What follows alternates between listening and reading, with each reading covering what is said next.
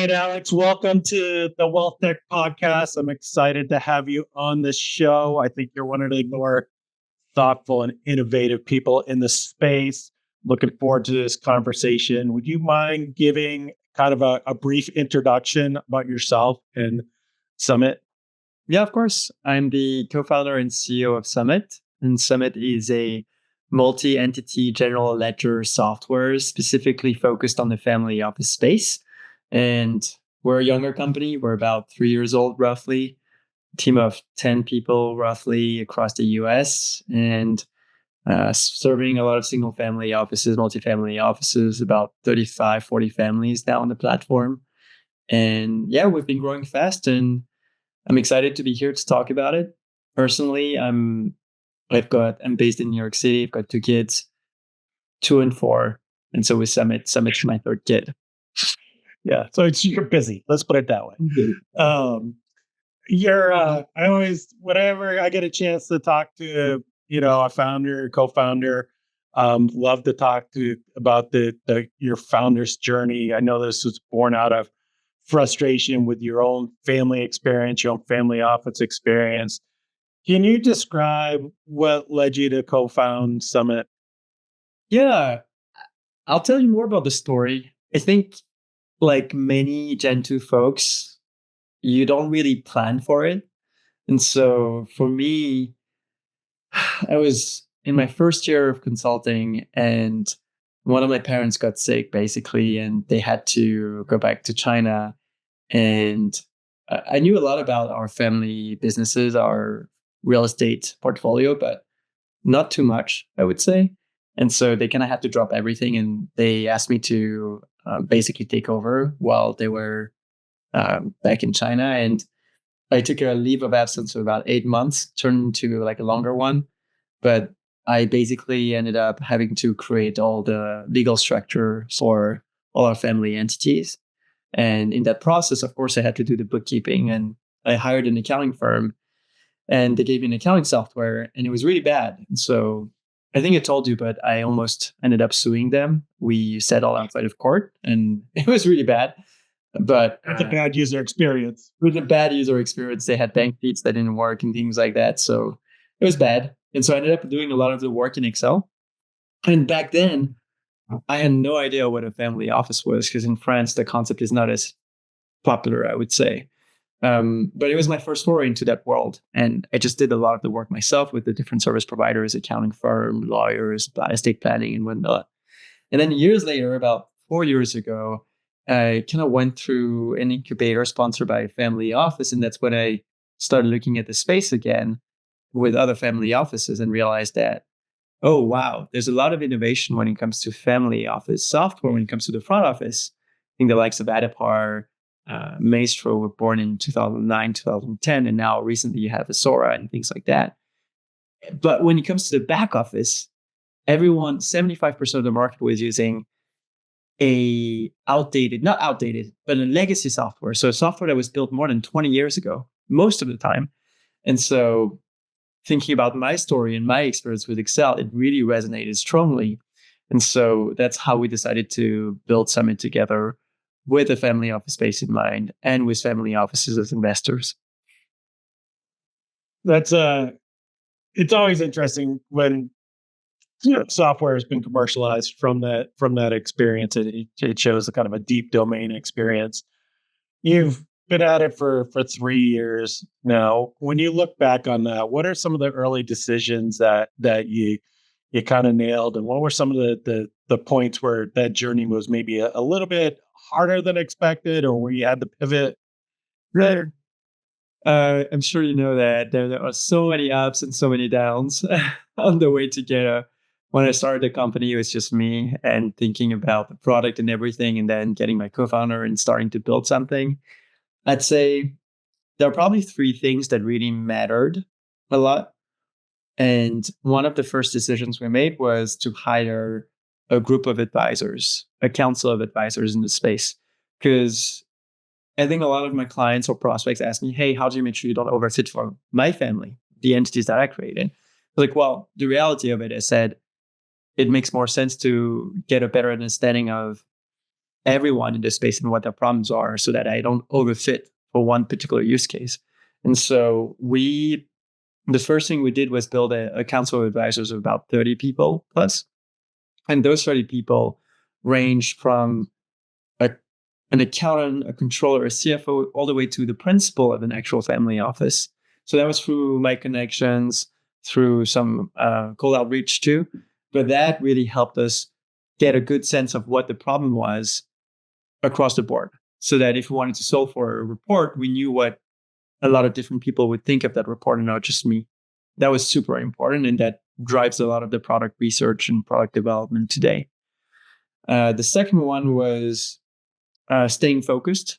I think when we started building, we realized that from the back office standpoint, you have many problems you can solve, but we wanted to stay on the GL.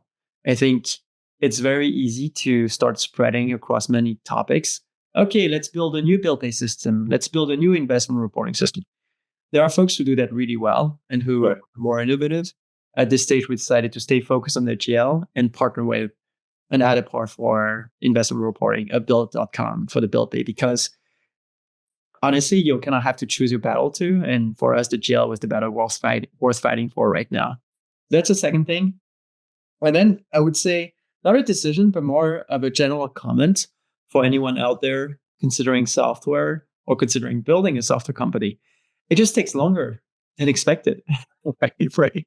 You're like, all right, I think I'm going to build this module by the end of the year. You kind of need to have a bit of a buffer. I need to have like 35, 40 families.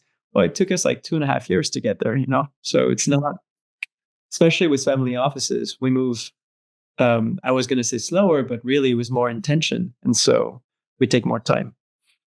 Yeah, I think even with the most conservative estimates, with building products or going to market, it always takes twice as long as you think and cost you twice as much. And then I think to your point in terms of product market fit, nothing's more dangerous than one data point, right? Is that are you building to the 80% or are you building to the 20%? That can make a big difference down the road because, as you know, you have pretty limited resources. That's always the constraint. And then am I going to have impact?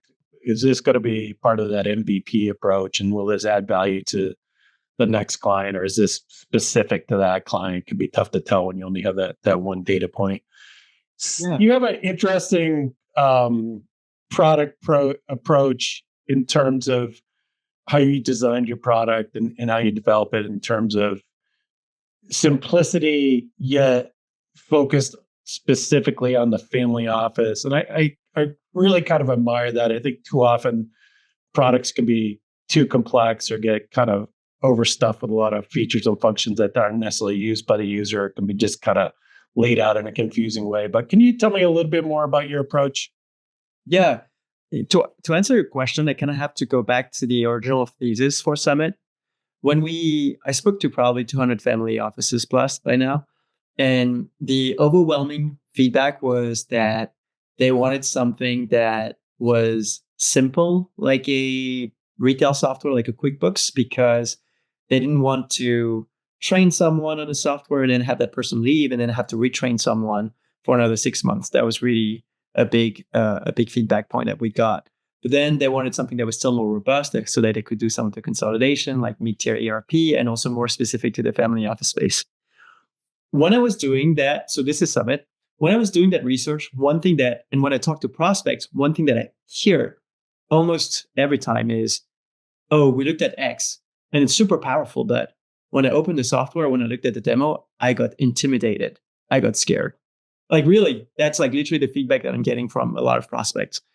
And I think that's because sometimes people don't necessarily think about the user. They think about the capabilities.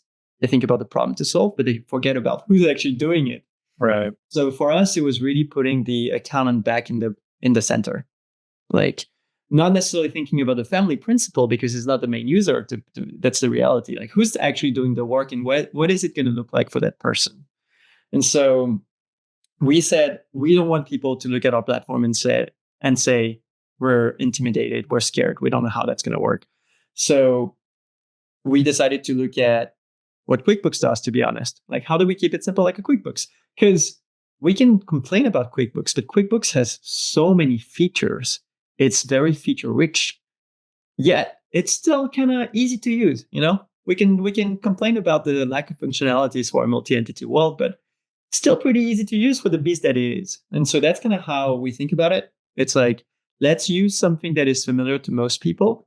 So we kind of use QuickBooks as the main layer, and then decided to add on top based on the actual problems that were needed to be solved by the space.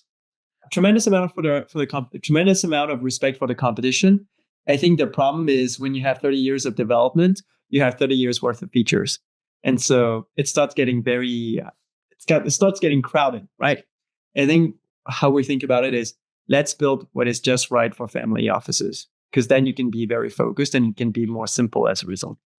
I think to your point, accountants know how to do their job. They need software that facilitates that. When you start to get into situations where it requires training and user manuals and online help, that's normally an indication that there's some sort of deficiency within the user experience, that it should naturally kind of support the accountant's natural workflow in job.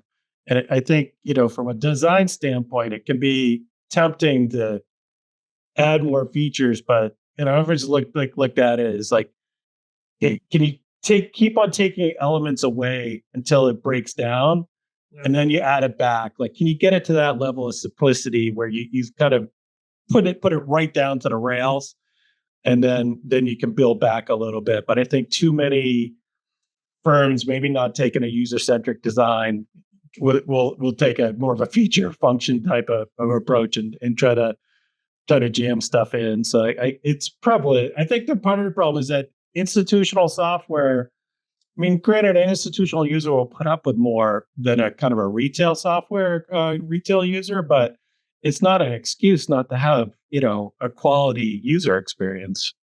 Yeah. And I'll also say that in general, there was a certain philosophy when it comes to developing software maybe 40 years ago versus today. And you can tell in the design. That's one.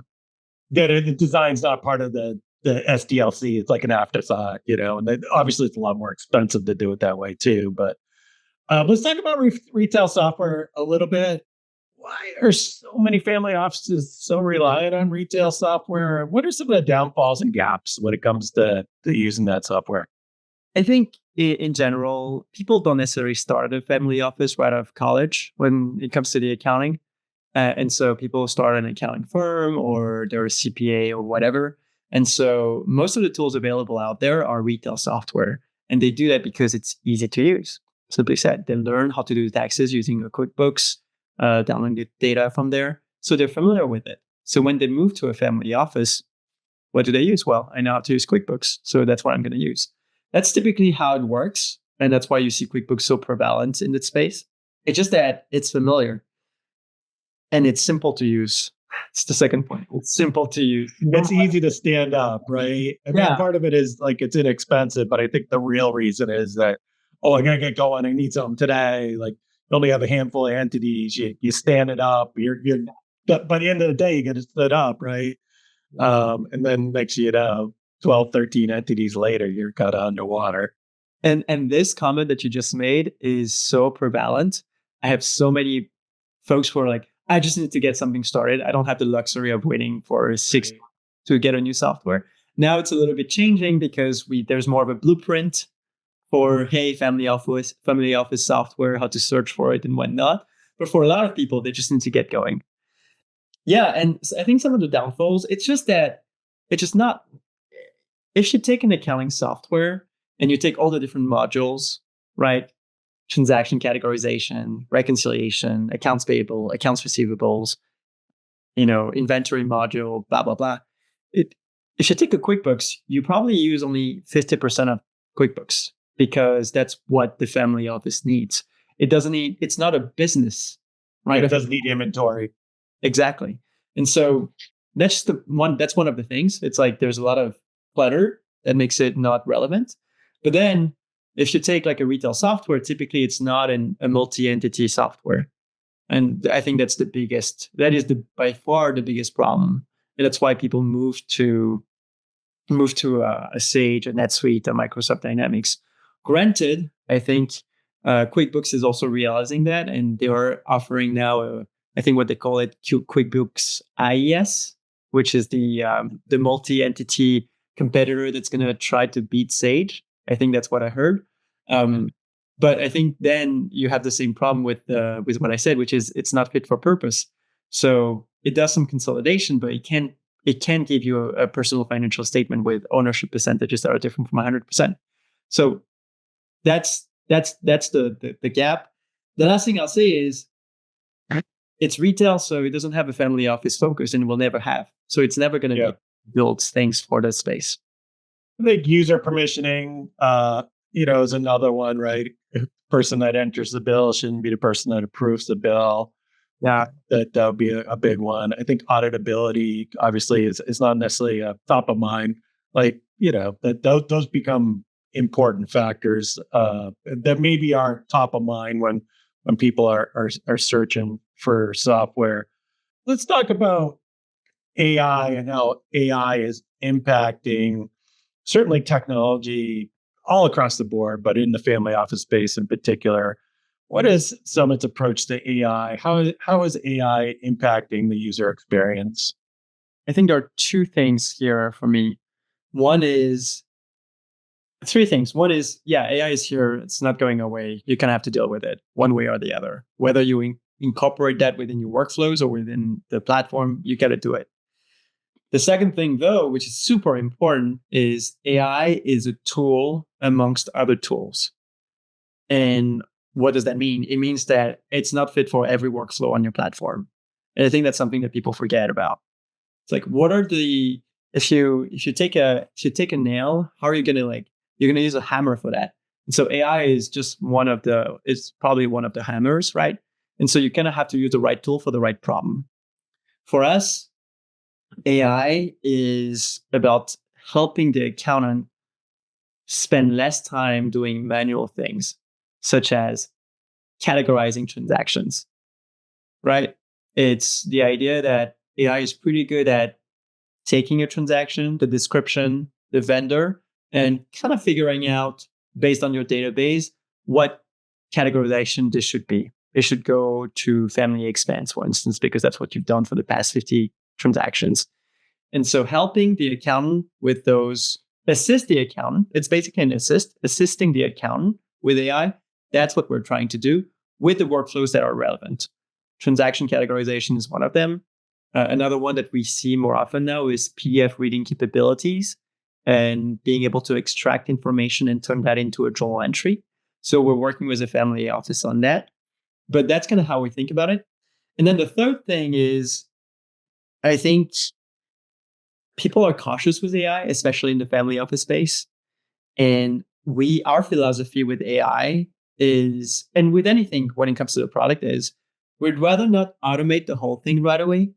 We'd rather crawl before we walk. We'd rather automate a couple of steps within the whole process and make sure that the data is correct as a result. And then roll out a more full-fledged AI module, if that makes sense. So that's kind of how we approach it. To go back to the question, right now in SumIt, it's more of a matter of assisting the user with certain flows, such as transaction categorization, and helping them save time as a result.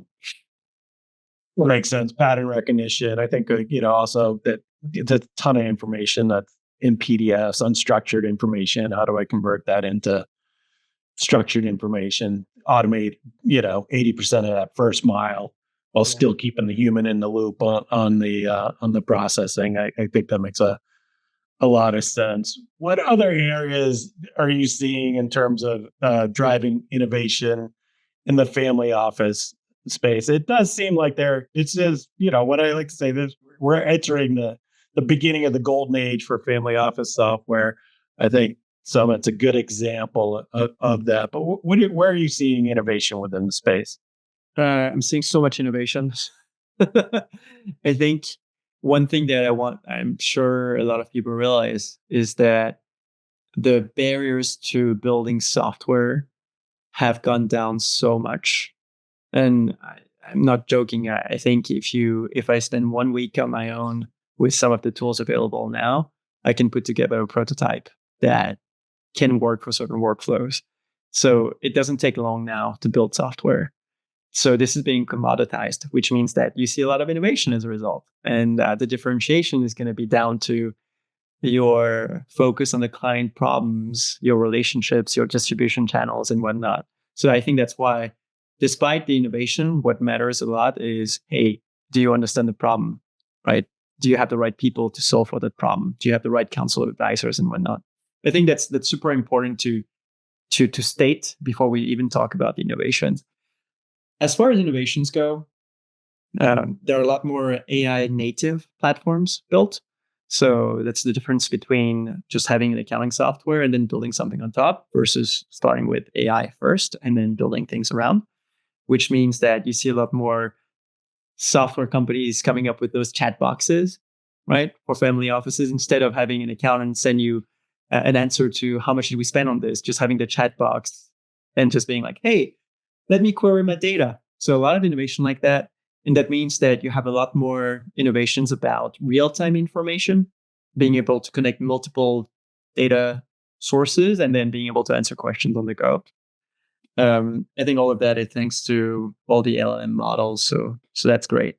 I see a lot of innovation. I see a lot of people starting MFOs, a lot of private practices starting at, get emerging from accounting firms. And I think there's a lot of innovation when it comes to serving those MFOs and thinking about not just the accounting, but also how do we integrate that with taxes, with legal, with wealth management. And so there are like more all-in-one solutions that are trying to cater to that need.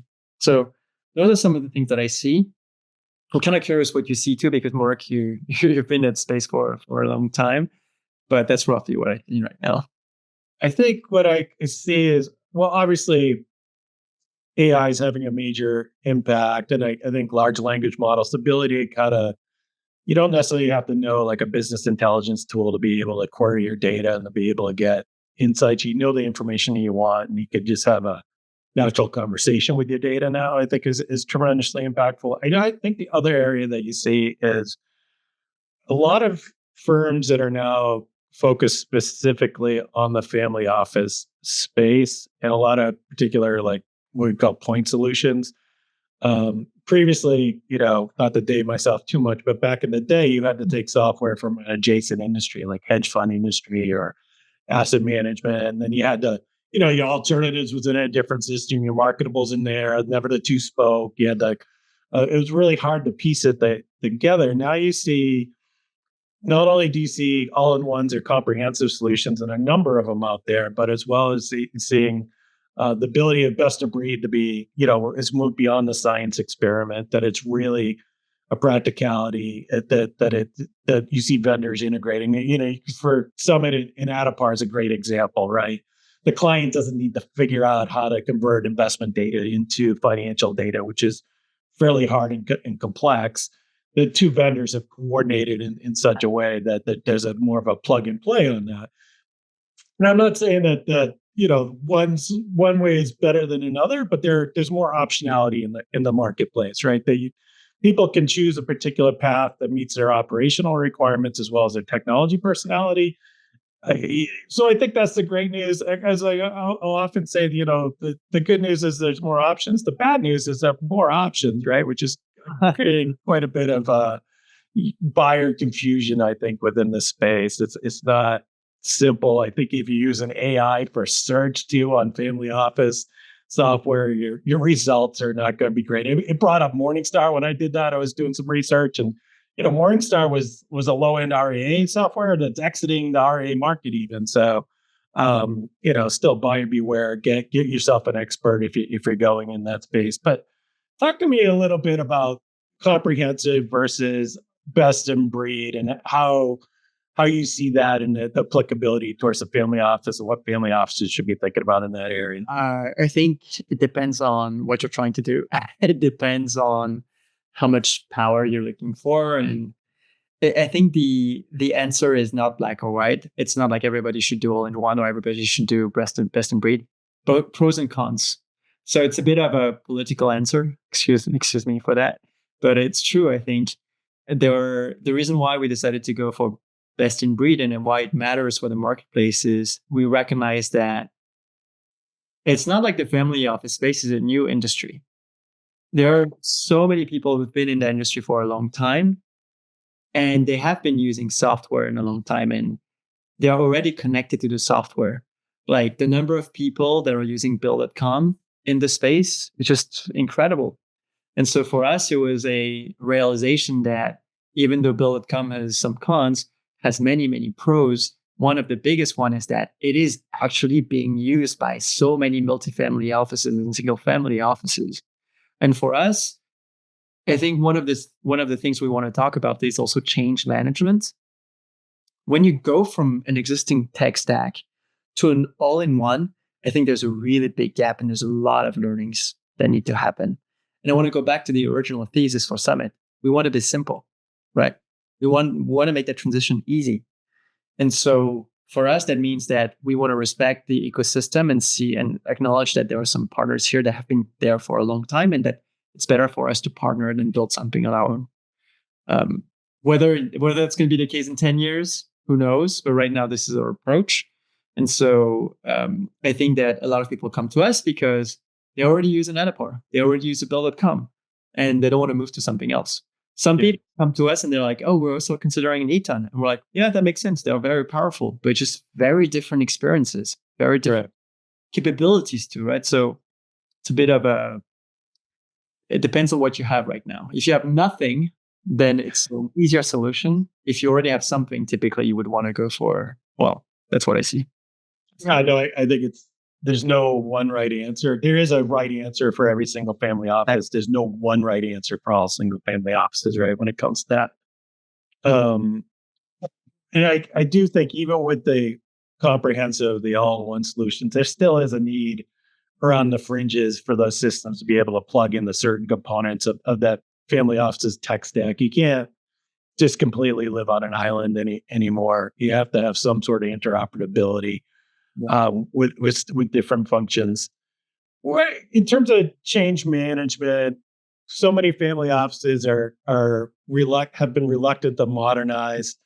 What are some of the best practices that you see? And how long does it take a typical SumIt client to be able to adopt and be stood up and live on your product? And what have you seen as in terms of best practices in terms of being able to manage that change process? Yeah, it's funny. We actually wrote an article with the Fox on that, and I had to go back to my customer success manager and like talk about all the different implementations we've done to kind of collect the feedback. I think there is the marketing answer, Mark, and then there's the real answer. So I'm going to share both. Okay. Actually, I'm going to combine them. The timeline it takes depends on client readiness and data readiness. That's it. We have had clients that had all the data figured out and were power users of accounting software, and that set up SumIt for a client with 60 entities within 2 or 3 weeks and were live. That's an exception. That's not the norm. Typically, it takes more like 2 to 3 months or maybe 4 months to get like someone up and running, especially if they decide to add a Bill.com integration, an Adapar integration. And then if they decide to migrate 30 years of data history, and it's going to take 4 weeks. So there are like many components to it.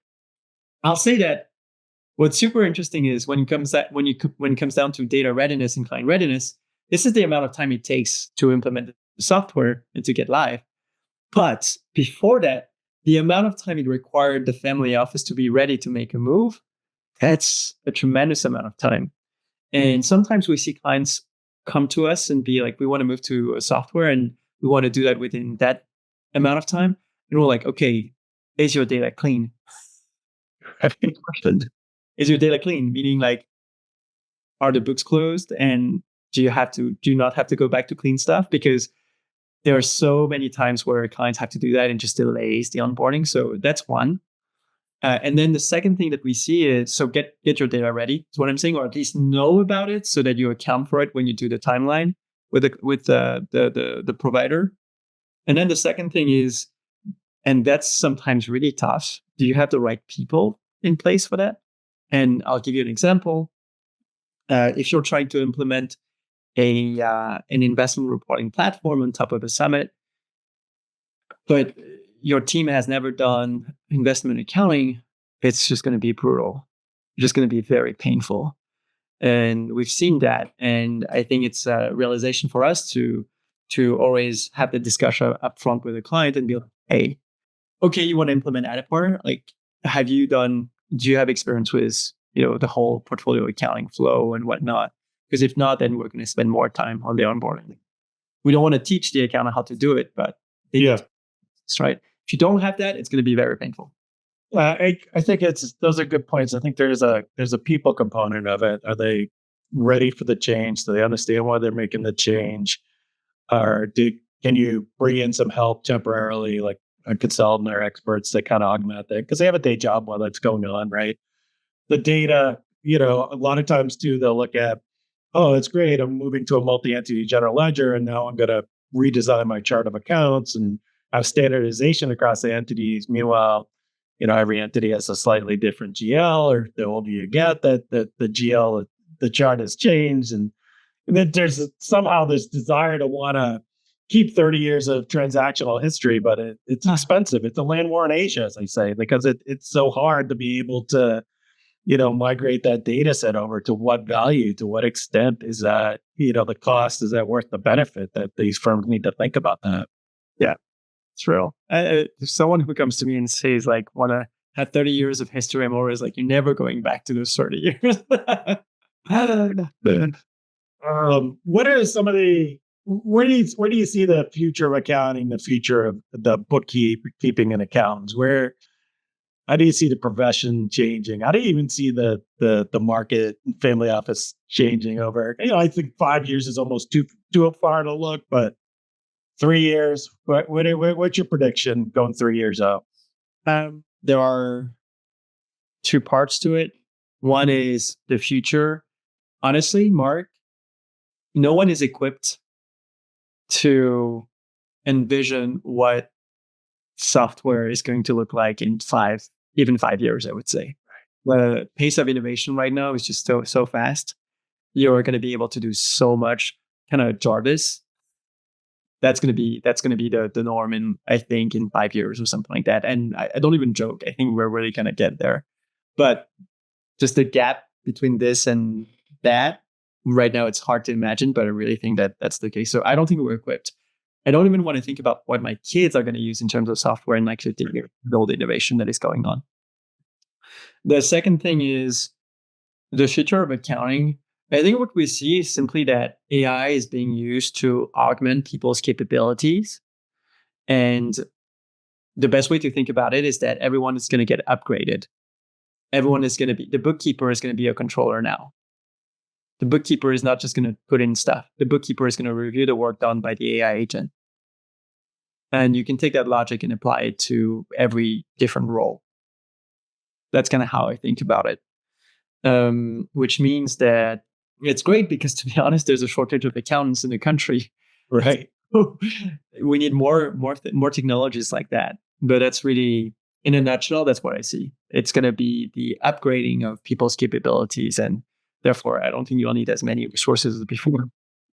I think that makes sense. I like that concept. It's going to upgrade everybody up to the next position. I was talking to a accounting firm not too long ago. They were looking for help, and they're like, they couldn't even hire bad accountants. The talent constraint is so tight out there that I don't think AI is going to replace, accountants. I think accountants using AI is going to replace accountants not using it, or it's going to replace bookkeepers. And that low value first mile is going to be somewhat, drastically reduced. I think that's going to add to higher quality work, more analysis, better client retention and talent retention.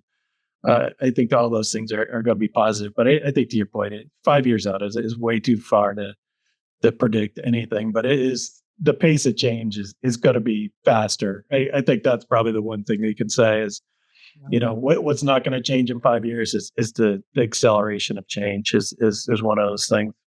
So, Alex, I like to end these on a personal note. 3 questions that have nothing to do with WealthTech, or 3 questions that have nothing to do with dual side accounting. So, The best one. you're in Brooklyn. What's your favorite spot in Brooklyn? We moved to Brooklyn because it's got some good French American schools. My wife and I are French. But one thing we love doing is the Brooklyn, like just going on a stroll on the Brooklyn Promenade. Brooklyn Heights, it's pretty awesome. You're by the sea, and then you see Manhattan, the financial district. It's pretty awesome. So we like to do that with the kids. It's pretty good. You got a chance to live in the U.S., France, China, citizen of the globe. What do you like about each location? Tell me a little bit about, compare and contrast those 3. That's a tough one.